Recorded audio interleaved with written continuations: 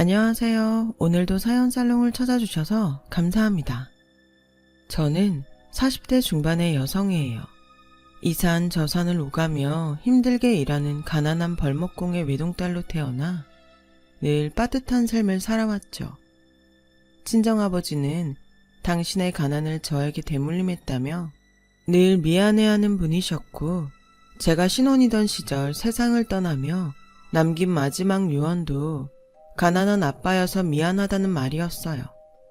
하지만 저는 가난하다는 이유로 스스로를 불행하다고 생각한다거나 막막한 현실 핑계로 자포자기한다거나 그런 삶을 단 한 번도 살아본 적 없다고 자부해요.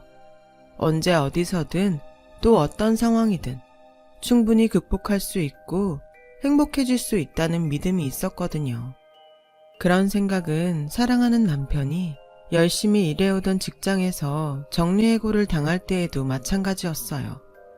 남편이 정리해고를 당하던 당시 저희 부부가 가진 재산이라고는 남편의 퇴직금이 거의 전부이다시피 했어요. 물론 돌아가신 친정아버지가 임종 직전에 많지도 않은 전 재산을 탈탈 털어 마지막 선물이자 유산으로 저에게 마련해준 땅이 있기는 했지만 솔직히 재산이라고 보기에는 애매한 상황이었죠. 아버지가 저에게 남긴 땅은 강원도 어느 깊은 산 중턱, 이어지는 도로 하나도 없는 그야말로 오지였거든요. 당연히 땅값은 헐값이라는 말로밖에는 표현할 수 없을 만큼 바닥이었고, 개발이 된다거나 누군가에게 그 땅을 판다거나 하는 기대 같은 건 품을 수도 없는 상황이었어요. 그저 매년 세금만 퍽퍽 나오는 통에 저희 부부에게는 일종의 골칫거리인 셈이었죠. 여튼 이래저래 어려움을 마주한 남편은 주저앉았지만 저만큼은 꿋꿋했어요. 요즘 왜 그래? 정리해고가 당신 잘못도 아닌데 자꾸 멍하니 기죽어서는 내 눈치만 보고. 나도 알아. 나도 내 잘못 아닌 거 아는데 내 잘못 아니라지만 괜히 미안하고 그러네. 내가 언제 자기한테 바가지 긁은 적 있어? 아니잖아. 돈 벌어오라고 눈치 준 것도 아니잖아. 근데 뭐가 미안하다는 거야? 당연히 미안해야지. 명색이 내가 남편인데 월급 봉투 턱턱 안겨주지는 못할 망정 집에서 놀고 먹는 신세잖아. 여보, 우리 부부야. 세상 어떤 어려움이 있더라도 함께 힘을 합쳐서 이겨내야 하는 부부. 그니까 괜히 미안해하고 기죽고 그러지 말라고. 돈이야 누가 벌면 좀 어때? 누가 뭐래도 우리 가정 내 남편은 내가 케어해. 케어? 택시기사 자리 알아놨어. 내일부터 출근이야. 뭘 그렇게까지. 퇴직금도 아직 남았고 당분간 그걸로 버티면서 내가 다시 취업을. 세상 어떻게 될지 모르잖아. 당신 퇴직금은 한 푼도 안 건드릴 거야. 생계는 내가 택시 운전하면서 다 책임질게. 그리고 당신 재취업에 성공하는 그날까지 뒷바라지도 다 해줄게. 당신은 아무 걱정 말고 내 뒷바라지 받으면서 공부만 열심히 해주면 돼. 그래야 당신 다른 놈들한테 보란 듯이 더 좋은 회사에 재취업도 하고 그러지. 마음은 고마운데 솔직히 그래도 될까 모르겠네. 그동안 우리 엄마가 시댁 생활비니 시누이 대학 등록금이니 하면서 당신한테 가져간 돈이 벌써 수천만 원인데 내가 무슨 염치로. 난 딱 하나만 있으면 돼. 당신 나 사랑하지? 당연히 사랑하지. 그거면 됐어. 일어나 얼른. 학원 등록하러 가자. 요즘은 재취업 스펙 쌓기 위한 학원도 많다더라. 이튿날 저는 남편의 응원을 받으며 택시기사로 첫 출근을 하게 되었고, 열심히 일해 번 돈으로 가정의 생계를 유지해 나갔어요. 남편의 재취업을 위한 공부 뒷바라지에도 최선을 다했고요. 비록 택시기사로 벌어들이는 돈이 크지는 않았지만 평생을 거쳐 익혀온 살림 솜씨를 유감없이 발휘해가면서 현실의 어려움과 맞서 싸웠어요. 그런 저의 정성과 노력은 믿었던 직장으로부터 정리해고라는 뒤통수를 맞았다는 좌절로부터 남편을 다시 일으켜 세우게 되었죠. 한동안 저희 부부는 치열한 날들을 보냈어요. 저는 생계의 무게를 짊어진 택시기사로서, 남편은 재취업을 위한 수험생으로서, 특히나 남편은 고3 수험생이 혀를 내두를 정도로 아주 열심히 공부를 해주었죠. 그 결과 남편은 반년이 채 지나지 않아 재취업에 성공했어요. 과거 남편을 내쳤던 중소기업보다 모든 면에서 훨씬 좋은 중견기업으로의 재취업이었죠. 저는 그제서야 한시름 덜었다며 안도했지만 택시기사 일을 그만두지는 않았어요. 정리해고 사건을 겪으니 사람 일은 어떻게 될지 모르는 거더라고요. 불확실한 미래를 위해서라도 지금 최선을 다해 살아두어야 한다는 생각이 들었어요. 그런 저를 향한 주변 사람들의 엄지척이 쏟아졌어요. 대장부다 똑순이다. 저 집은 부인 며느리 잘 얻어서 걱정 없겠네. 제 입으로 소개하기도 쑥스러울 만큼 많은 칭찬들이었죠. 하지만 단 한 사람, 시모만큼은 예뻐해도 모자랄 며느리인 저를 무시해대기 일쑤였어요. 이런 식이었어요. 너 아직도 택시 몰고 다니니? 그럼요. 앞으로 어떤 어려움이 또 닥쳐올지 모르는데 당장에 여유 좀 생겼다고 나태해질 수는 없잖아요. 미리미리 대비해야죠. 내 말은 많은 직업 중에 왜 하필 택시냐는 거다. 처음 그렇게 능력이 없으면 친정 아버지처럼 등지가나 지고 산일이나 하러 다니던가. 어머님, 왜 내 얘기가 틀렸기라도 한다던? 천하디천한 택시기사를? 그것도 여자가 어디 감히 주제도 모르고 운전이야 운전은.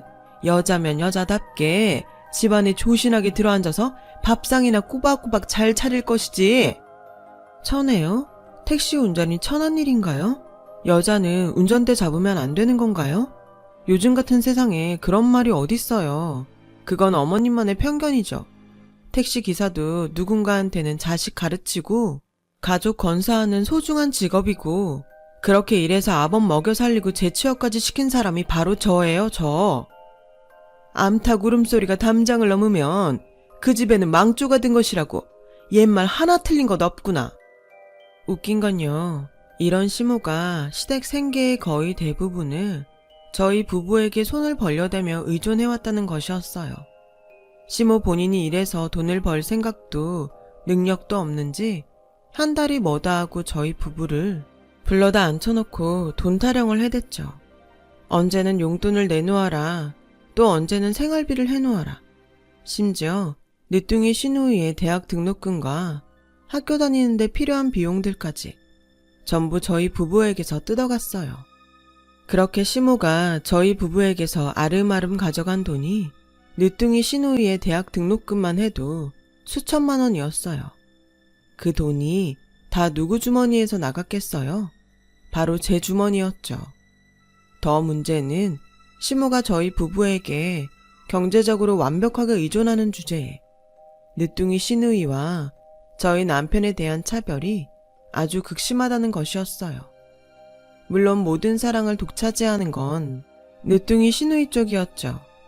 열심히 사는 남편에게는 있으나 마나한 못난 자식 취급, 저에게는 여자 주제에 조신하게 살림이나 할 것이지 어디 감히 천한 운전 일을 나서느냐는 취급이나 혜택이 일쑤였지만 여자에게는 저와 마찬가지인 늦둥이 시누이에게는 지극정성, 180도 다른 태도였죠. 세상이 바뀌었으니 여자라는 이유로 살림 같은 허드렛 일은 할 필요 없다며 어화둥둥 내새끼였고요. 대학생이랍시고 맨날 술이나 퍼마시러 다니던 시누이가 퇴학 직전 수준으로 개판인 성적을 받아와도 우쭈쭈 고생 많았다 내 새끼. 정리하자면 시모는 자식이라고는 늦둥이 시누이밖에는 없는 것처럼 굴더라고요. 저와 남편은 자식 대접 한 번을 제대로 해주는 법 없으면서도 돈이나 가져다 바치는 돈줄 취급 정도 될까요? 필요한 돈이나 따박따박 내놓는 자판기 취급? 이러니 저와 남편 입장에서는 시모에게 자꾸 정이 떨어지고 빈정만 상할 수밖에요. 그러던 어느 날 시모의 자식 차별과 저희 부부를 향한 돈줄 취급이 최고조에 달하는 사건이 벌어지고야 말았어요. 대학을 졸업한 신우이가 형편없는 대학 성적표 때문에 취업이 사실상 불가능한 백수신세이던 무렵이었어요. 어김없이 저희 부부를 불러다 앉혀놓고 시모가 또 말도 안 되는 돈 요구를 해오더라고요. 네 신우이가 취업에 어려움을 겪고 있는 건 알지? 눈에 빤히 보이는데 그걸 어떻게 모를까요? 대학교 학점을 그렇게 바닥을 쳐놨으니 자업자득이죠. 요즘은 다들 학점이니 스펙이니 짱짱한 시절인데 그런 사람들하고 신우이하고 취업 경쟁이 될 리가 없잖아요. 너는 아주 시댁에 대한 존중이 눈꼽만큼도 없지? 그러는 어머님은요. 아버님이랑 저를 존중해 준 적은 있나요? 아니잖아요. 자식 대접은커녕 맨날 신우이랑 차별만 했잖아요. 그건 아범이 내 자식이라기에는 너무 한심한 인간이어서 그런 거고. 그러자 남편은 순간 발끈하는 게 눈에 보이더라고요. 그래요? 아범이 한심해요? 철마다 저희에게서 가져간 돈이 벌써 수천만 원씩이나 되는데 그 돈 따박따박 받아가지고 생활비니 신우이 대학 등록금에 학비까지 다 대놓고 그런 입장이면서도 아범을 한심한 자식 취급할 정도면 어머님 체면은 뭐 엄청 대단한 모양인가 봐요. 그쵸? 천한 택시나 모는 주제에 꼴랑 돈 몇천 가지고 생색은 아주 누가 들으면 시댁에 수십억 해준 줄 알겠구나. 그 몇천이 없어서 매번 저희에게 손 벌린 사람이 누구냐고요. 네? 어디 대답을 좀 해보라니까요. 거 따져봤자 내 입만 아플 일이고 기왕지사 불러다 앉힌 김에 할 말은 해야겠다. 네 시누이가 취업이 안 되는 이유가 아무래도 남들 다 다녀오는 유학을 못 다녀와서 그런 모양이야. 그러니 너희가 좀 도와야겠다. 비행기 값이며 학비며 외국 가서 남한테 기죽지 않게 먹고 지낼 수 있도록 뒷바라지 좀 하라는 얘기야. 시누이 유학 비용 전부를 저희가 내라고요? 그동안 대학생이랍시고 가져간 돈들도 모자라서요? 또요? 어디서 눈을 세모나게 떠뜨기를? 우리 귀한 늦둥이 가르치는 일인데 명색이 손윗 사람들이 돼가지고선 가만히 구경이나 할 짝정이야? 해도 너무하니까 이러죠. 지금 저희가 그럴 돈이 어딨나요? 제가 왜 아직까지도 택시 일을 계속하고 있는지 진짜 몰라서 이러는 건가요? 아범 재취업한 지도 얼마 되지 않아서 유학비까지 내놓을 만한 여유도 안 되고 여유가 돼도 더는 내놓을 수가 없어요. 어머님도 부모고 사람이면 제발 양심 좀 있어 보라고요. 여유가 없기는 사돈 저 세상 갈 때 유산으로다가 남겨놓은 땅이 꽤 된다는 거 뻔히 알고 있구만.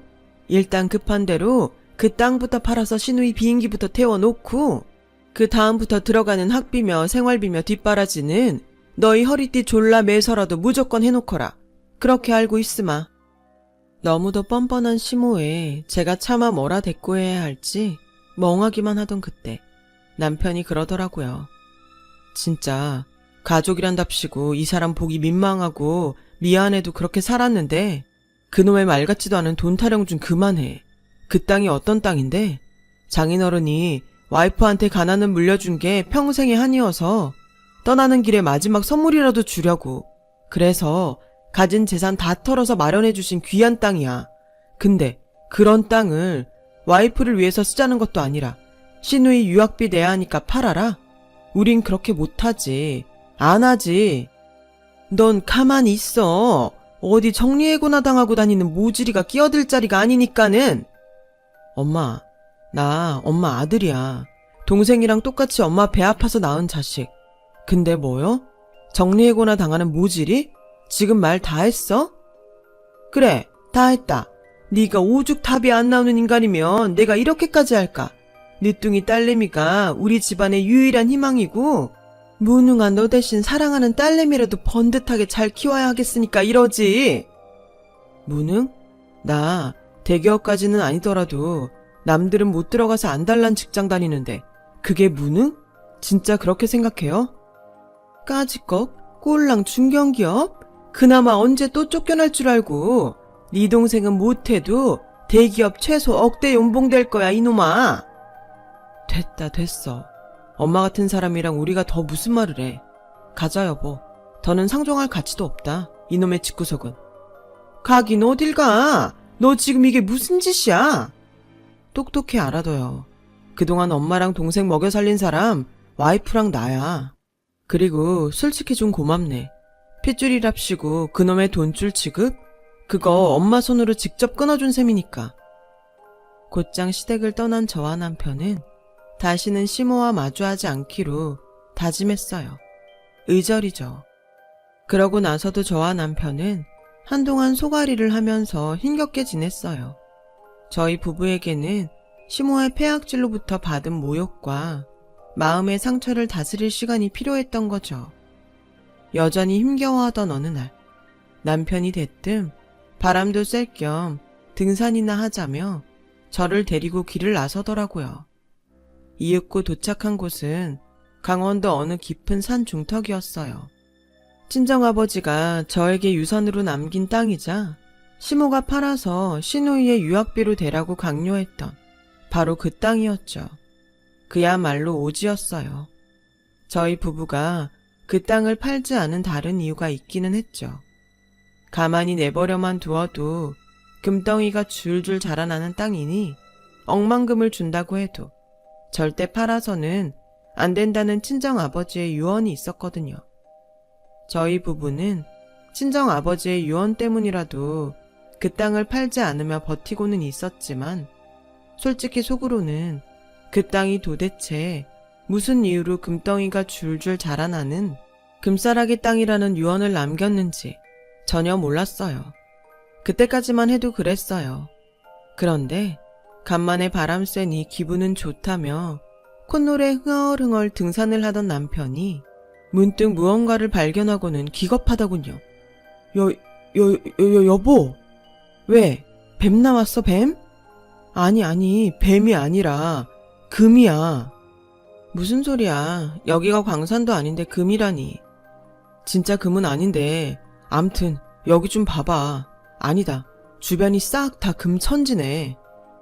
저는 그제서야 남편이 가리키는 주변을 유심히 훑어보았고 또 그제서야 지천으로 깔려있는 무언가를 발견하고는 저도 모르는 사이에 목청이 터져라 신밧달을 외치고야 말았어요. 그치, 이거 산삼 맞지? 나무 떼거리로 깔려있길래 혹시나 싶었는데 산삼 확실하지? 내가 누구야? 평생 산에서 일한 벌목공 딸내미. 어릴 적에 아빠가 캐다 준 거 몇 번 봤어. 이거 전부가 산삼 확실하고 감정을 정확히 받아봐야 알겠지만 이 정도면 100년도 거뜬히 넘어. 100년삼이라고. 심지어 자연산. 맞아요. 발에 치이고 밟힐 정도로 지천에 깔린 것은 100년산은 거뜬히 넘고도 남아 보이는 자연산 산삼들. 더 놀라운 건 거기서 끝이 아니었다는 거죠. 그거 알아, 여보? 사방에 널려져 있는 저거 있지? 저거 싹 다 송이버섯이야. 자연산 송이버섯. 그랬던 거더라고요. 친정아버지가 임종 직전 얼마 되지도 않는 전 재산을 탈탈 털어 소위 똥땅이라는 깊은 산 중턱 땅을 사놓은 것도 가만히 내버려만 둬도 금덩이가 알아서 줄줄 자라나는 금싸라기 땅이라는 유언도 그 모두가 평생을 벌목공으로 이산 저산을 오가며 살아오셨던 친정아버지의 해안이었던 거예요. 친정아버지의 고된 삶의 경험이 부르는 게 값이라는 자연산 송이버섯과 자연산 백년삼이 집단으로 자생하는 자생지를 알아보게 해주었던 거죠. 그리고 비로소 저와 남편은 친정아버지의 깊은 뜻과 비할 데 없는 사랑을 모두 이해하게 되었어요. 임종을 앞둔 아픈 몸으로 이 험한 산을 직접 오르며 마침내 금싸라기 땅을 찾아낸 친정아버지의 깊은 사랑을. 그날 등산을 마친 저희 부부는 친정아버지의 산소를 찾아 인사를 드렸어요. 세상을 떠나는 순간마저도 당신은 참 훌륭한 아버지였다고요. 그리고 약속도 드렸어요. 앞으로도 예전처럼 성실하게 열심히 잘 살아가겠다고요. 그래서 저희 부부는 자연산 송이버섯과 백년삼을 팔아 마련한 돈으로 당장에 호의호식하기보다는 미래의 삶을 위한 투자를 하자고 마음을 맞추었어요. 그 투자는 바로 마침 경영난을 겪고 있던 제가 근무해 오던 택시회사를 인수하는 것이었죠. 물론 저희 부부를 아껴준 지인들께 백년 산삼 한 뿌리씩 선물로 감사를 전하기도 했고요. 이후 모든 일이 순조롭게 풀려나가기 시작했어요.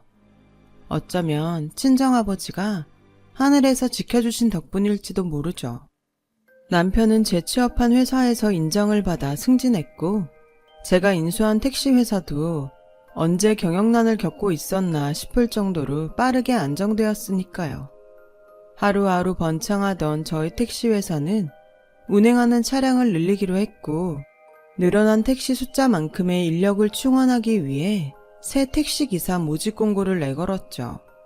그런데 무심코 면접장에 들어선 저는 한 지원자의 얼굴을 마주하기 무섭게 눈을 의심했어요.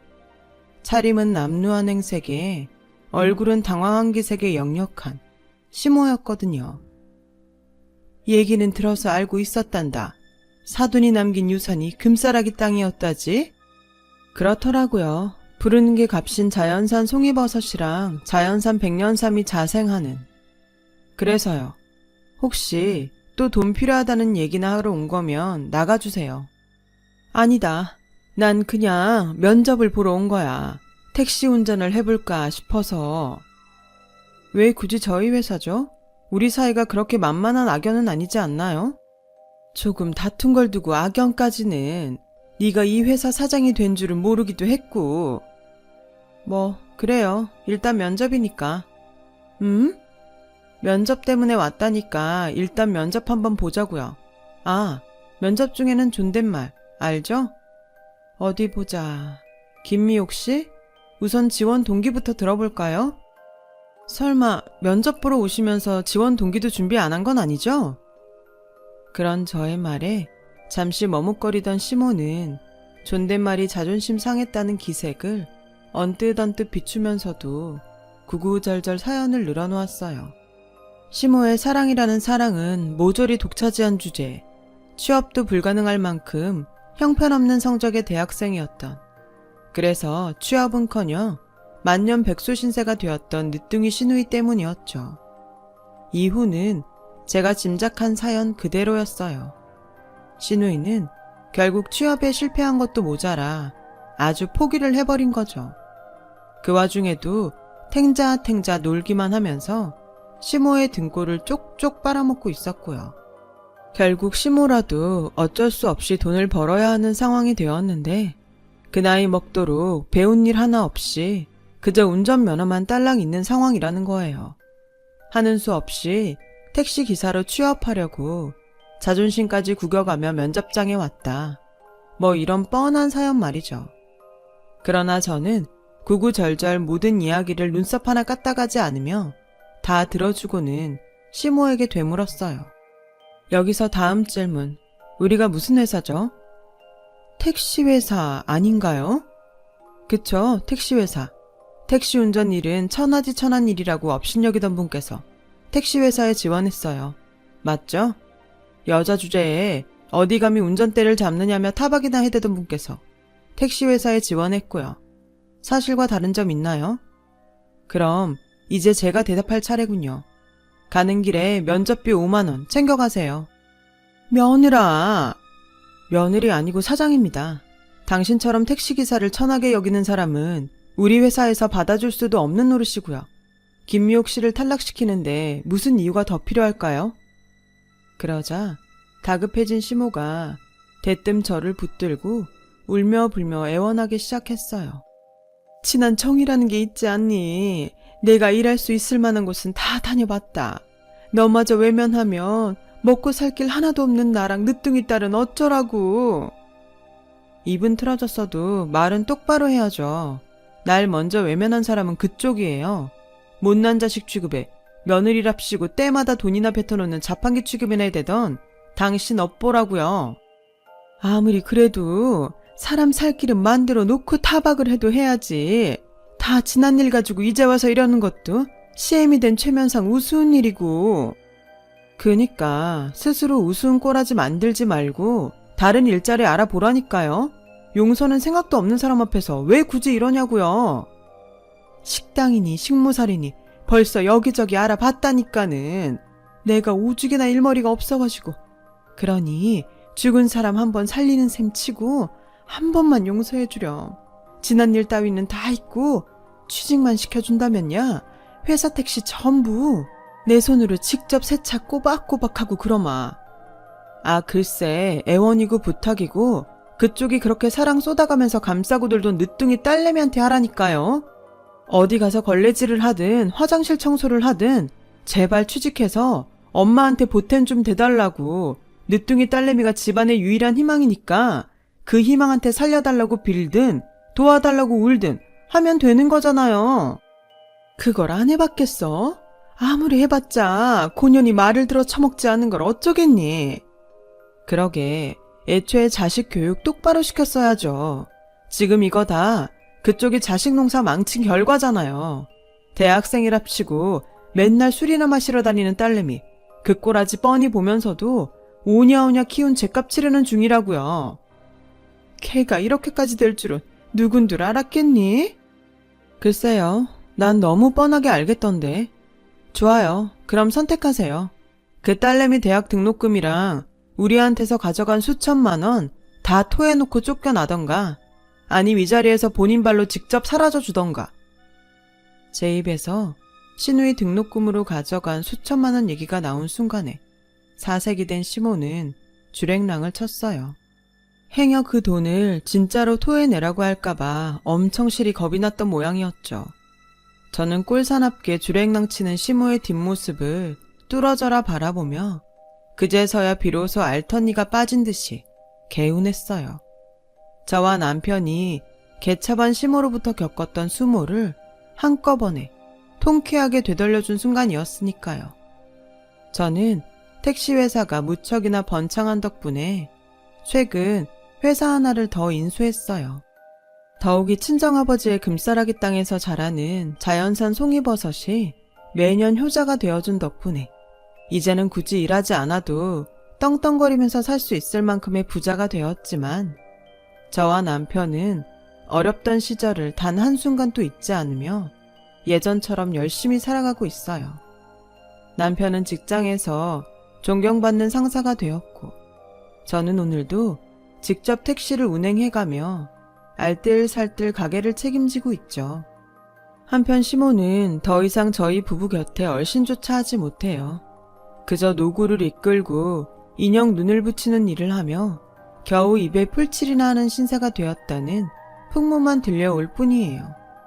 자식을 그렇게까지 차별해가며 애지중지 버릇없이 키운 시누이가 편의점 아르바이트조차 고작 하루 만에 잘려대기 일쑤고요.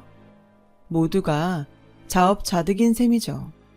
그것도 가족이라고 한참을 마음앓이를 하던 남편과 저였는데 이제 미련 갖지 않고 우리 할 일 잘하면서 더 열심히 달려보려 합니다.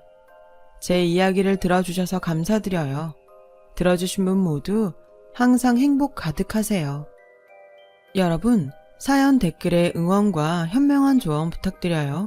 좋아요와 구독은 저에게 큰 힘이 됩니다. 오늘도 좋은 일 가득하세요.